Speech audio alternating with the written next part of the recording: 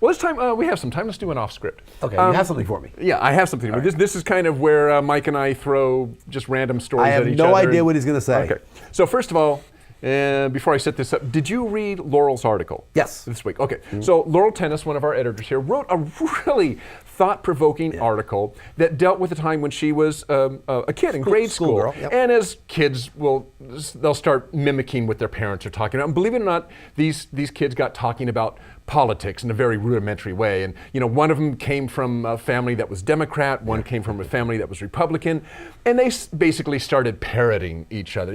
My dad's a Republican. He says Democrats are all about just giving money away to lazy people, and the other one said, well, Republicans just want to squelch the rights of all kind of that thing. Kids didn't know what they were saying, but they were mimicking their parents, and as Laurel pointed out, probably carried these through and these mindsets all the way through until they were adults.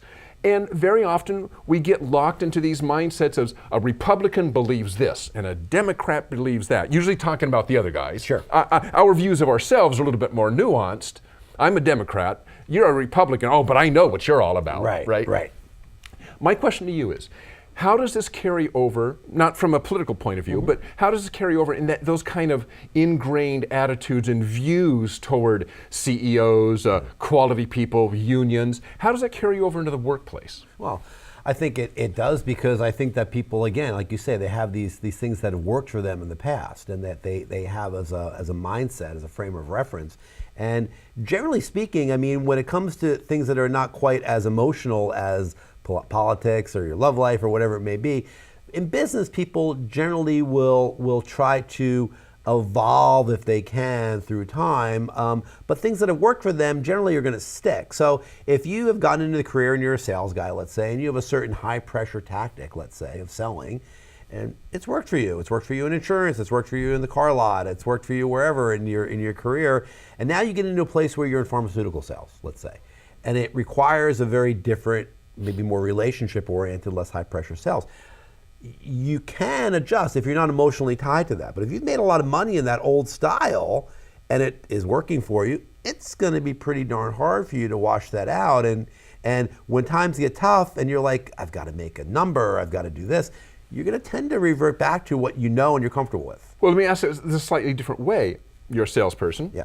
A lot of, and we were just talking about this before the show, a lot of people's view of salespeople is kind of this, I'm not a salesperson, but I know what salespeople are all about. You're all about the bucks. You're going to say anything, you're going to do anything to make that sale. You've got no scruples at all, which is probably, well, I'm sure it's not true of other people. It might be true of you.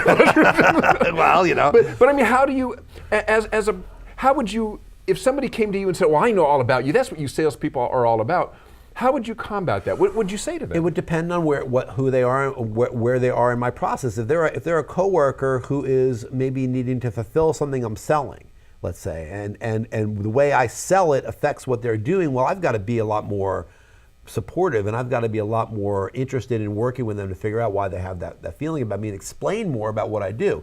If it's my brother-in-law over beers at a softball game or something, I'm like, what the heck with you, I don't care. I mean, it depends. The context matters. The context matters of what that thought process is for that person coming at me with their thought. And I may come back at them the same way and say, yeah, but that's because you believe this.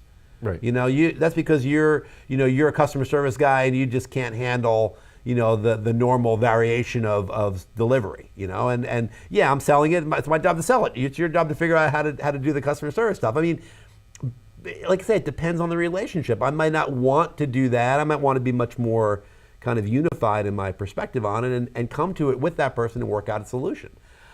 Misunderstandings of where each other are coming from or what business is all about, it's what society is all about. And you talk about it. You have to kind of talk. Yeah, I think that's and I think that's where kind of Laurel ended up is you got to. Well, she didn't mention talking about it, but you at least got to recognize that people aren't as black and white. There's much more nuance in there, and you have to understand that and maybe get to the root of it by talking to them. Are you really that way? Well, I'm a political animal. I love politics, and and I'm a fairly liberal guy. I'm a Democrat. But I love listening to Limbaugh and Sean Hannity And you know, I've read plenty of Breitbart. Unfortunately, I've read some InfoWars, Alex Jones. I mean, I do that. Well, I think first of all, I like to get mad. But secondly, I do it because I really do try to understand. I have family members who are very conservative, and I try to understand what they're hearing and what their perspective. I watch Fox News. I mean, I want to know. I probably watch Fox News more than I watch CNN. I mean, I want to know where they're coming from. Where they're coming from, what ideas are germinating, so I can understand a little bit maybe about why they. I don't ever think that, okay, you're just stupid. Well, sometimes I do, but I mean, I try to never say you're just dumb. You just don't get it. Because you're a Democrat. No, you're a Republican. I read it.